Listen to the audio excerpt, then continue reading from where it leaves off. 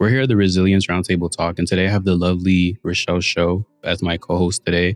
And we're going to be touching on topics such as mental health awareness, domestic violence, suicide prevention, and what's another topic that we could hit?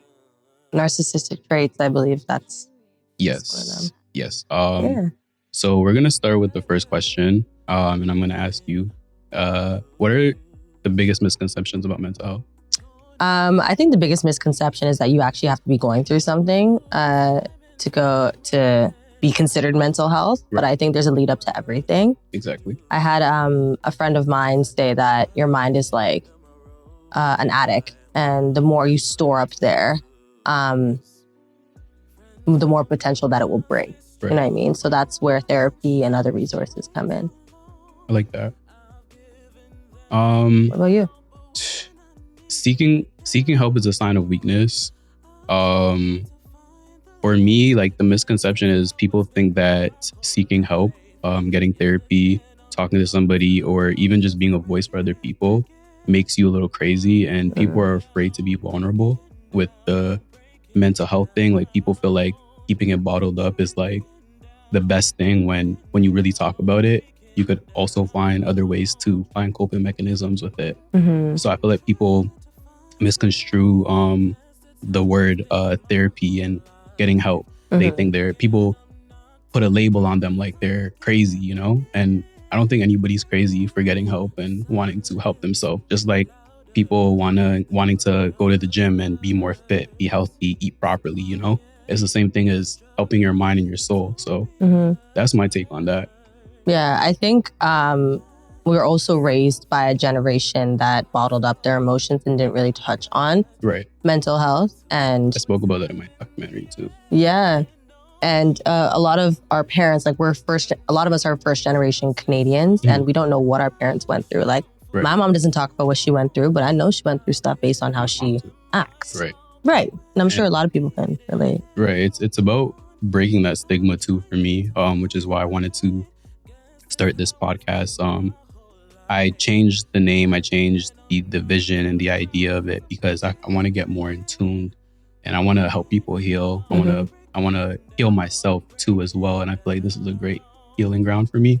So I feel like doing this is like, it's super vulnerable because a lot of people don't talk about it. I don't think people take people's mental health serious in society today. I think people look at it as a joke, or, you know, someone's laughing at someone until someone really commits suicide, or someone's stuck on drugs or alcohol because they don't know how to cope with getting the right help. So I hope this definitely could be like a great learning point and a learning experience for people. So the next question. How can you overcome the stigma of seeking therapy?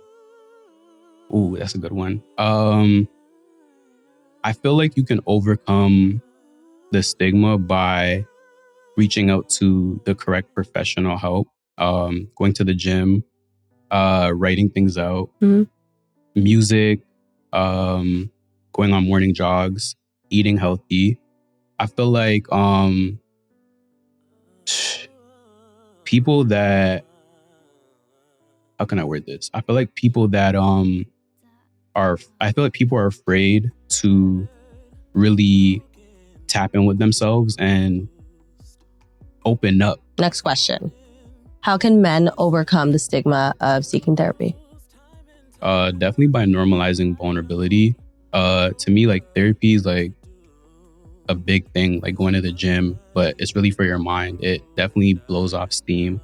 For me, honestly, I think like sharing success stories as well is a good thing. Reading a lot about therapy, reading a lot about other people's struggles and mental health issues.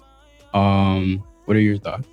I think as a society, we're already stepping towards it, like having more discussions like this and creators talking about mental health. I think that's really important because we're trying to shift the mindset of a generation. Exactly. And like I mentioned before, we mentioned with our parents coming in with their mindset of bottling everything up. And like, it's really funny, but they talk about a lot of things coming up in the media nowadays and how nobody said anything. Well, that was kind of the mindset around that time. Doesn't make it right. but look at the result, right? Exactly. Right. So we're here to change and shift the generation. Definitely. And I hope we can really do that. And Tyshawn Carter as well, like he definitely is big inspiration. I definitely be watching his movements. He is really going super hard, advocating for mental health. And I really appreciate to see like someone that made it off of a TV show is using his platform for positivity and to break a stigma for something so big, especially in Black men as well. Like it's very hard for Black men to be vulnerable and seek the right help and sit down and actually like think, I'm going to talk to a therapist. I feel like with society, everybody's so fixated on like fast money, impressing society, impressing people on social media. Nobody's actually taking the time out to really lock in with themselves and get their mind and their body right, to really like feel like, okay, I unlocked this code by getting help. I unlocked this code by talking about my problems and my childhood trauma. People don't really do that. And I hate that for society. Yeah, it sucks, honestly. And like, there is like, I feel like the misconception is like, oh, therapy, it's just money sucking thing, a money sucking thing. But like you go on retail therapy shops, you know, you go buy food, you go out, you spend your money. So why not do something for you and your mental health? Right. And I think that's like, if I could like stress how much better you'll feel if you get an unbiased opinion from a person that is educated. Exactly. Like it feels like your mind or your brain grows 2 sizes. Right. And I think that's the biggest thing that I took away from therapy. And I'm able to hold up the mirror to myself and control my actions instead of playing victim. Exactly. In a lot of scenarios. Right. And what did we talk about when we went to brunch? Yeah. What did you tell me that I was I walk around feeling like I'm a victim in a lot of situations that I've been in, which I feel like I really am. But you said a word and it made me really like realize like, you told me that I was a survivor. Yeah. And I really like, I walked with that, like out of that restaurant. I literally sat with me because it's like, I really am a survivor. And if I survive these things, I would like to be a survivor for other people. I would like to help other people in many ways. So you telling me that really like opened my eyes to a lot of things, and like, getting in tune with God, and me telling you about the experience that I recently came across. Like I told myself, I want to get baptized next year, early next year. I want to start being in tune with God, like start believing. And I never believed in God before ever. So I really appreciate that conversation that we had. Aww. It was really heartfelt. Like, it's a little deep, so we can't really get into it. Yeah, another episode. Right. But I do really appreciate that. And I do want to touch on a lot of those topics that we shared in the next episodes. But yeah, it stuck with me for real. And that's another thing, like people think that it's okay to not be okay. And that saying is really true. Like it's really okay to not be okay. And when I sit here and I realize like I've walked through some crazy dark moments, and I've spoke about it in my documentary, and it's going to be in the extended cut as well. I sit here and I'm like, wow, it took me a very long time to be this vulnerable to society. I'm very private. I'm very like soft spoken. I have social anxiety and I struggle with anxiety and depression. So for me to like sit up here and be more vocal and talk about these things, it's really important to me. And what really made me start talking about these things was being a foster father, single foster dad of 3, seeing 3 different kids with different mental health issues. Like my foster son had alcohol fetal syndrome. And when I seen that he was like hallucinating and all the different traits, it was like, wow, like my problems are not that big. Like my foster daughter, seeing that her mom was murdered, shot in the face, and knowing that I like took care of these kids at a young age, it was like, this is like really who I am. Like my heart's really big, you know, and I want to expand, which is why I started the Peace of Mind Foundation, where I'm gonna be guest speaking at schools now and touching the younger hearts. And I feel like I could do the work later on like everyone, but I feel like right now I want to work with the youth, and I'm gonna stick with that. I feel like it's going to be a great thing coming in the new year, you know? Yeah, there's a few things that you said that I do want to touch on. I was at ISI the other week. It's Iron Sharpens Iron, which is a bunch of Christian people coming together to have a discussion and to talk about God. And there's a woman's side and there's a men's side. So I obviously went to the woman's side, and someone said, I struggle with depression.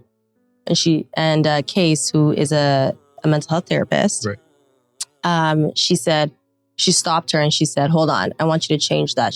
I want you to say that you're working through this. You're struggling with it. Right. You're working through it. You're working through depression. You're working with anxiety. And just the change of your language speaks volumes, because I'm also being very mindful of that, because I don't want to speak things over my life and root it, because the seeds may be planted, but they don't have to root. And another thing, today I was at church and they were talking about peace and Jesus's peace. And you touched, and I kept on thinking about the Peace of Mind tour. Right. And the peace of mind, just that, like, following Jesus offers peace. He wants peace. He's the Prince of Peace. Right. And just having that relationship and having him work through your life, you really do find peace, but you have to seek it out. And I think it's so on brand with the peace of mind concept, where we really do have to soften the mind, soften the heart, one. Right. And peace be still. That's what Jesus said to the waters, right? Yeah. No, that's some real facts right there. Honestly, I'm grateful. Like I'm starting to really take a lot of new steps. My mom she's a prayer warrior. If I open my phone up right now, there's voice notes every day of her praying for me. So I feel like the end of this year, past like 6 months, I've been tested a lot more than ever.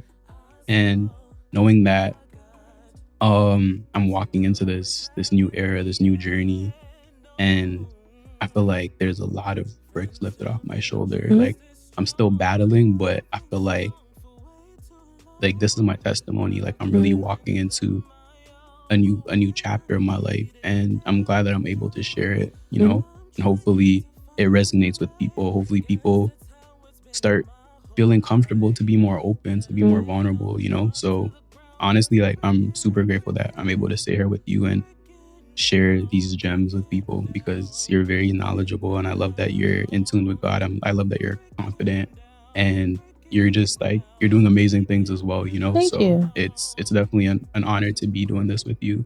But I also want to touch on topics such as domestic violence.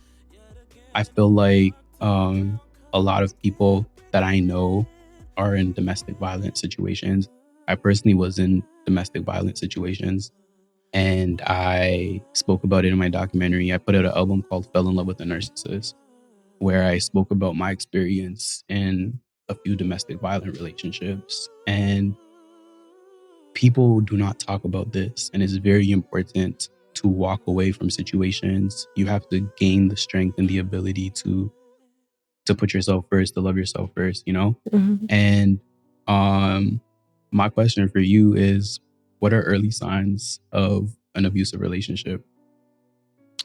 I think it's boundaries. I think if boundaries are constantly being crossed, and if there's nothing set, the sky's the limit. Right. And I feel like it's really, really interesting, because it's a mental game that you have to go through when you're in it, and even to get out. Because you're, at the end of the day, you're dealing with a person, and you wouldn't be with that person if you didn't, if they were crazy. You know what I mean? We're talking about real people that you fall in love with, and you even grow up with and birthed you, you know? And this is a lot of people's reality. And when I was growing up, I didn't understand what domestic abuse was, or domestic violence. I thought it was just normal. And a lot of people around you will give you their opinions and say that certain things are normal, like, oh, okay, whatever. And there's always the side of the law and morals. Right.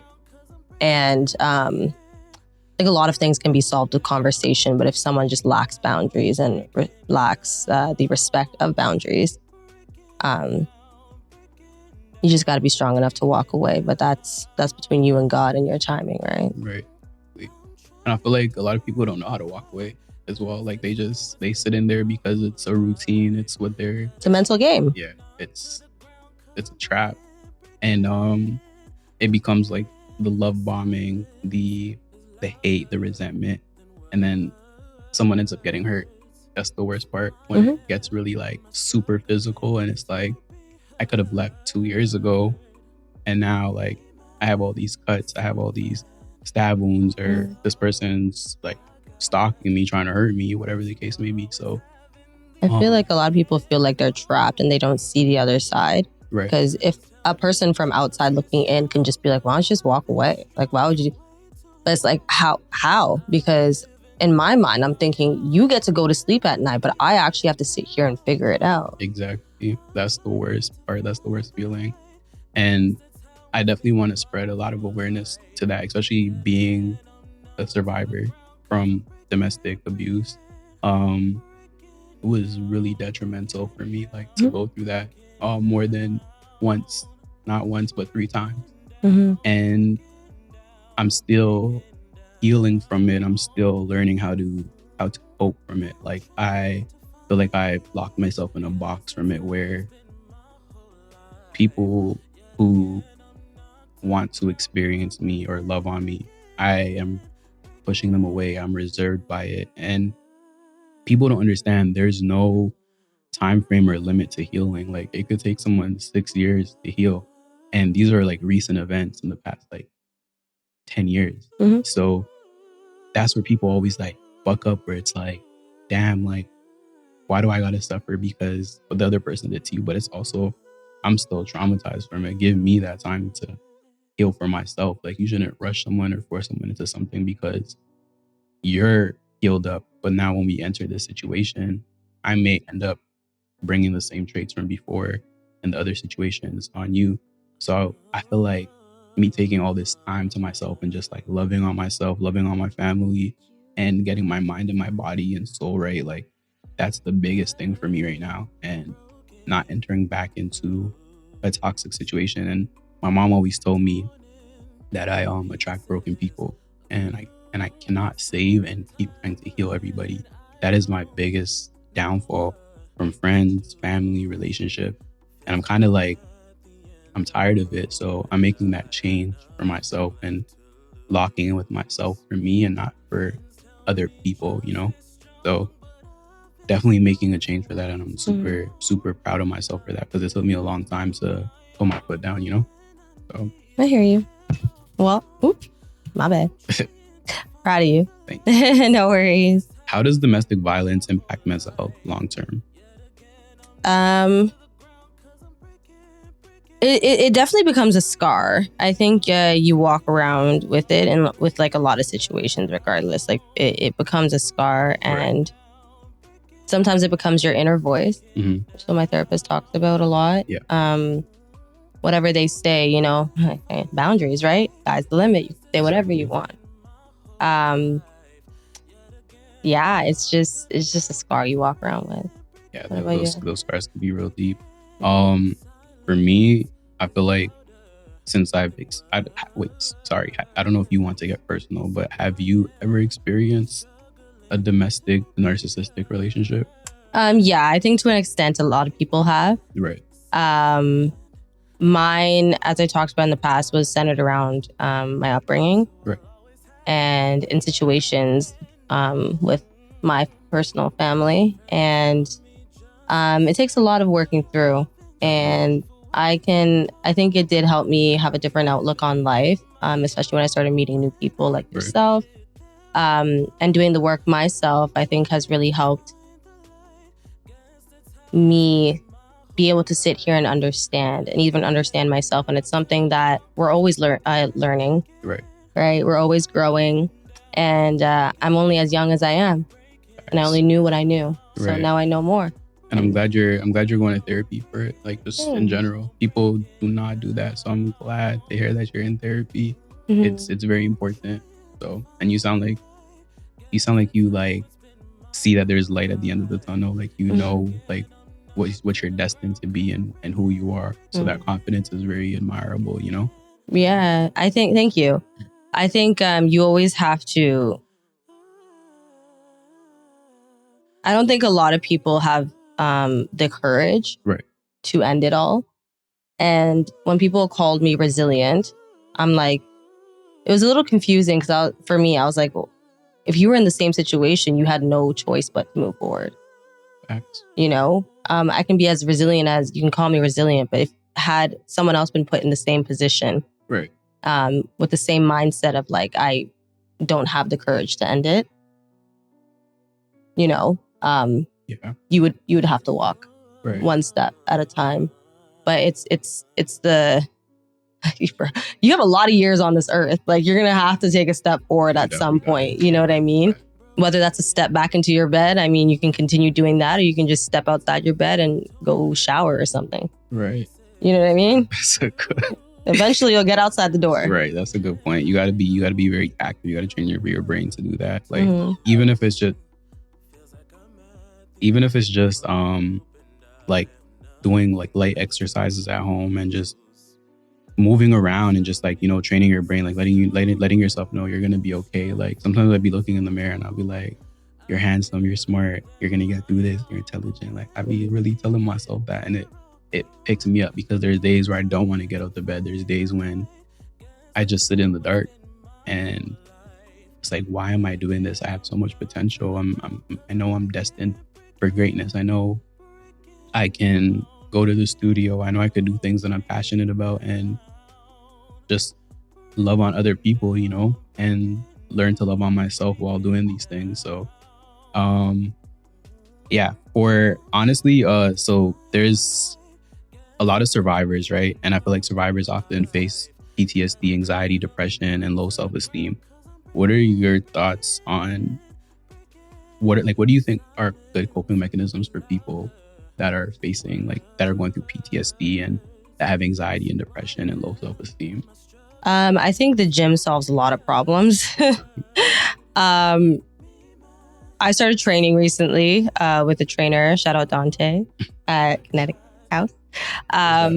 It's by Yorkdale. Okay. It's on Orphis Road. It's really good. He says, like, because if you're exerting so much mental energy, your body has to match that. So like, even if it's like cognitive movements, you know, like, you have to balance it out, because, you know, you can't just be heavy on one side. You gotta, and I saw a video recently, a reel, and it was like, go find your self-confidence, go find your man, go find your friends at the gym. You know, get up and go to the gym. That's your therapy. That's your whatever. Obviously, go to therapy. But the gym should be a part of that, because it's you against you. And if you really want to test how resilient you are and how you're going to get out of a situation, go to the gym. Right. And just show up. It's like showing up to church, you know? Exactly. You could be so upset about your situation and wondering why things are happening to you. And you may not be in the mood to worship and whatever, but as long as you're in the rooms, something will happen. Exactly. As long as you just keep showing up to the gym, eventually you're just going to keep pushing and harder. It's going to stimulate your brain. It's going to, even if it's 30 minutes, like really, truly, it's like you just need 30 minutes to work out for a good workout, light cardio. Even if it's just like sitting in the sauna or the pool in the gym, just doing something that's going to like not per se take your mind off of things, but also like help, like I said, stimulate your brain, like for you to be like, okay, this is therapeutic. Because a lot of people don't understand, like, the gym is super therapeutic. And a lot of people are just lazy and they don't want to get up. But even if you're just doing the lightest, it makes a huge difference. Like, when those pounds start going down, or you start seeing those abs come in, it's like, damn, okay, like, you're looking forward to going back the next day. You're looking forward to continue growing. So for me, I love the gym. That's my second home. Like, that's therapy for me. Sometimes I go and I just stretch. When I was really trying to get back into it, and I was like, I'm not feeling this. I was rolling around, I was walking on the treadmill, and I was like, I'll try again tomorrow. Right. But I still showed up. Exactly. You know? Right, exactly. So do you have any other questions on the domestic part before we? No, I think like the more you talk about it, the better. Obviously, don't go and trauma dump on everybody, but at least tell somebody what's going on, because it's like with everything, you don't know unless you know. Right. You don't know what resources you have. You don't know that there's Toronto Community Housing that has a priority list for domestic abuse victims. Right. You know what I mean? Exactly. You don't know that. Oh, how can I go outside? Girl, go reach out to these resources and you'll be able to have your own apartment. Exactly. You know? It's nothing but Google searches. Yeah. And just asking somebody if they have any information on these things. So yeah. But this person pays for my rent. But this person is my money. You know, how am I going to get out? Go look online. Exactly. So what are some resources that we can put in place for people, like hotlines, shelters, counseling? Do we want to drop the numbers and the names of these locations so people could get some excess help? Yeah, you can go on toronto.ca or just Toronto Domestic Violence, and I think there's like a bunch of information on that. You can also call the National Domestic Hotline. Yes, shelters and counseling. Yeah. They provide temporary housing, therapy, legal aid. Yeah. Organizations offer free legal advice and restraining orders in custody. Oof. Yeah. Guys, it gets serious real fast, man. Right. If you can, like, everybody wants a good life, right? And we have the power to change our situation. Big time. The more you get on top of it, the better. Like, just you gotta help yourself. Yeah, one step at a time. Right. Just start. And everything's not gonna happen overnight too. That's the next biggest thing. Mm-hmm. Everything happens in steps, and if you don't start taking the steps to push yourself to be a better version of you, it's never gonna happen. Yeah. And it's so crazy too, because someone told me at my album release party for Fell in Love with the Narcissist, I was stressing. I was like, what am I gonna like what if this falls apart? Like, what if nobody likes the album? And my A&R was like, he said something to me, control the controllables. And I never comprehended it. Like, I never really thought like, how am I gonna control the controllables? You know? What are your thoughts on a saying like that? If I said to you, if you're stressing or like feeling down, I'm just like, control the controllables, what would you take from that? I would focus on myself and my breathing, because I can only control myself, right? Exactly. Everything, you already did what you had to do, and everyone's here to receive the work. Right. You know, they like it or they don't. If you don't, get out. But I can only control myself. So focusing on this and my breathing and how I approach, and making sure I'm okay. If I need to step away, step away. That's what I take about. You can only control yourself. Right. Breathing is a big thing. Yeah. And I also use a stress ball. I find that helps a lot. Ooh. You carry it around at the parties? You just not really.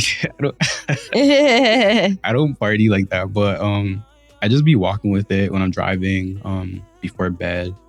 It's therapeutic for me. And I also was going to start putting some on the site when the site's finished being built. I feel like I want to put things on the site that, which I never mentioned, the Peace of Mind Foundation. There's going to be a site with information, details of everything on how this organization is going to run, all my projects, and a lot of mental health tips. So yeah, I would like to start promoting what helps me, what I use for coping mechanisms, what helped me through therapy, a lot of pointers with that. So I'm super excited to launch these things. So I can't say the other stuff that I'm launching, but the stress ball is my favorite thing. So I had to put that out there. Perfect. And I got to give you one too. Please do. Yeah. So you can use it on the flight, your long flight. Yeah. Wherever I'm going. Wherever you're going. Yes. So I guess we could touch on narcissistic abuse, because I feel like that is the biggest thing that I'm advocating for right now. Seeing that I encountered my first narcissistic relationship in 2020. I also wrote a book called Fell in Love with the Narcissist, in reflection to my album that I put out. And the book is really deep. It's like a tell-all book about all the experiences, the life-changing experiences, things that I overcame, things that I lost, how hard it was to walk away from a narcissist, like because the love bombing and the trauma bond was real. So that's one of the biggest topics that I'm excited to touch on, because a lot of people, when I had put that album out, it resonated with them and they came to me and they wanted help, they wanted advice, like how can I walk away from the situation? And it's not easy to tell someone how to walk away from a situation, especially seeing that you were in a similar situation. But my biggest thing is like, when it comes to narcissistic relationships, narcissistic abuse, it's not, I think it's a disease. I think it's a mental disease. And I don't think anybody knows that or talks about that. I feel like for me to sit up here and tell somebody like how to walk away from that situation, I feel like I'll kind of be a hypocrite. But at the same time, why not spread awareness on it versus like answering these questions, like how do I walk away from it, versus like publicly spreading awareness for it, you know?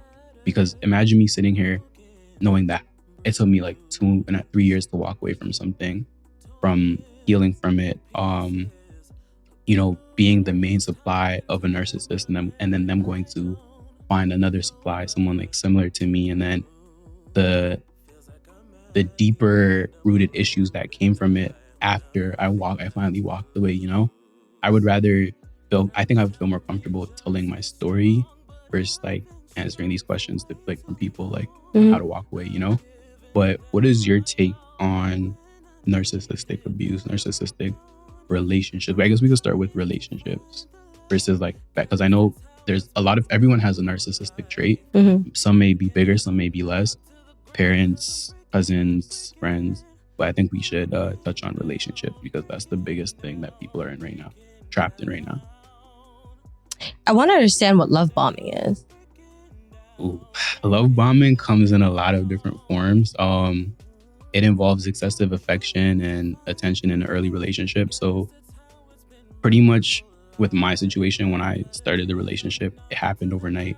Like we hung out and we lived together the next week, the second week. Whoa. And it was like, that's fast. Right. And I feel like it wasn't love bombing on my part. I feel like it was love bombing on their part, because everything was new to them in a way. So it was like the first week, I love you, I want to be with you, you're mine, sharing locations, the possessiveness, the obsession behind it. And that is really scary when you think about it. But once you enter it, it's like you're stuck in a way. And I hate that. I really hate that ever happens to me. I hate that happens to people, because once you're stuck, it's like, what the fuck do you do? Like, you leave, this person still like giving you the puppy dog eyes. And people think it's like, again, like you said, just walk away from something. It's not cut and dry to walk away from a narcissistic relationship. It could lead into depression. It could lead into this person like harassing you to a certain extent, you know, or like making you lose your job, or just however deep it goes. It could go real deep, and it's like, it's not that cut and dry to just walk away from something like that. So that's love bombing. There's also the trauma bonding. Bonding. Do you know about trauma bonding? Yeah, I have an understanding of trauma bonding. What's your understanding of it? That we're both going through something. We both went through something, and you get me more than anybody else. Right. So you must understand me. Exactly. And we only want to be understood, right? Right. And understood. Imagine wanting to be understood by somebody that you love, like that you're deeply in love with. That's how you fall in love. Exactly. But sometimes it could be not a real understanding. It could be just like that fake understanding, where it's like they're so obsessed with you, they're not really understanding the deeper rooted part of you. So trauma bonding is very, very deep. Like once those two souls align and they're sharing that trauma that they went through, and one person's either making you relive your trauma by the abuse. With me, this person made me relive my childhood trauma. And from fostering and reliving my childhood trauma, it led me to be more vocal on things that I went through. It led me to stand up and remain and stay as a foster dad because of things that I went through, you know? And childhood trauma is like, I can't say everybody has it, and I can't say everyone doesn't have it. But the people that do have it, it's okay. Like, it's really, I want people to understand it's okay to talk to someone about it. Childhood trauma for me, I spoke about it in my first song. I spoke about it subliminally in my music. But the extended version of my documentary, I'm going to go more in depth just due to recent events that happened publicly. And I feel like a lot of people don't understand me. I feel like people keep playing with my name. So it's more so like a lot of untruth is being told about me. And I know my character. I know who I am. I'm very confident with who I am. So I feel like eventually I'll address things, but I don't feel like I want to give anybody like the time of day to address it directly with their name on it. I'll do it through my projects, through my creativity, because not only am I addressing it for me, I'm addressing it for like 1,000 other people that are affected by it from these people, right? So yeah, ideally, like, I just want to be that voice in everything I do. I'm super big on mental health. I'm super big on spreading awareness for all these things because I've lived through it, I've walked through it, and I've had a lot of deep moments where it's like I was just ready to end it all because, like, what's my purpose, you know? And when I really got in tune with God again, I started finding my purpose and understanding like who I am. So I took a break, you know, went on a little hiatus, unfortunately, and now I'm back and I'm ready to like spread this message and spread this journey and share this journey, you know? Like, I feel like I'm just ready to spread my wings, the shadow of my wings. I read that in the Bible. The Bible fell down in front of me and it was a scripture. And the shadow of your wings, which I changed to the shadow of my wings, is going to be in my newest project that's coming soon, you know? And I want to say, like, I really found my wings and I'm ready to fly high and never look down, you know? So I'm super, super excited for all that. But as far as like narcissistic abuse, my message to people is that walk away, talk to somebody. Don't ever feel like you're letting somebody have the upper hand of you to disrespect you, to degrade you, to abuse you in any form, mentally, physically, and emotionally. 100% seek therapy and let it all out. Do not bottle it up because it's only gonna let you go crazy and feel crazy, and feeling crazy is not a good thing. So that's my take on narcissistic abuse. I want people to really get in tune with it and start talking about it more because it's a disease, a real life disease. Thanks for touching on that. I feel like the more we know, the better, right? Right. Definitely. Yeah. Self-compassion, reclaim your identity, and don't be afraid to like step out that box, walk away from that person, take a trip, take a breather, go to your parents' house and sit and talk to your parents. Let somebody know what's always going on, you know? For sure, that's the biggest thing that people lack, not sharing when they're in a narcissistic relationship. And then, I don't know if you've ever seen like on social media, they would always be like the boyfriend. It also be the girl. Vice versa, right? Yeah. And then the kids. And then I seen one, the guy killed the baby mom, the kid, and the baby mom's mom. And then he ended up killing himself. Okay. Stuff like that is like, and these are ongoing underlying issues that people see and no one ever wants to reach out for help with it. And the mom, even like, there was messages on Facebook like she knew her daughter was being abused, and it's like, why not get the right help, you know? But then also it's like, how can you get help if you have a kid with this person? And the girl always ends up going back, or the guy always ends up going back or finding out where they live. So it's like, it just becomes super scary. Like, society, I don't know, we're living somewhere at times. I'm afraid for people, especially Black people, you know, like they get the shitty end of the stick of things. And I think knowing your rights is the biggest thing. That too. Because it always goes back to the legality of legality. Wow, Rachelle. It's okay. Legality, whatever. Of a lot of these things, and people are afraid to reach out because of the XYZ, whatever. The more you know, the better. Yeah. Facts.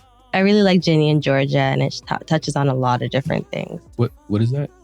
Ginny and Georgia. It's a show on Netflix. I think I skimmed past that. I gotta check that out. What is it about? It's about a young woman who suffered through domestic abuse and a lot of childhood trauma. She had a kid young, half black, half white, and the kid, her daughter Ginny, is going through a lot of different things. The mom suffered through domestic violence for her other son. So just showing how she navigated and how she chooses to protect herself. I think it's a lot of things. Obviously, many wouldn't agree with what she does, but she did it out of necessity. And that's the reality of a lot of situations. Exactly. And just knowing your options will save you a lot of that. Definitely. Why'd you tell me about this show when I seen you? I don't know. I think because I finished it, but you should watch it. I'm definitely watching that. It did a lot for me. Yeah. It did a lot. Check that out, and I'm gonna give you my review on it. Let me know. I wanted to watch. I think I'm on the third time I'm watching it now. Is it like one? No, it's a season. It's a series. So there's like 4 seasons or 3 seasons so far. 2 seasons. It's gonna be a good watch. It's so good. Especially as a mixed kid, it's really, really good. Yeah, I love that. I gotta check that out. Yes. I'm trying to find the light. Guess that's how it's been my whole life. Yet again, I'm knocked to the ground 'cause I'm breaking.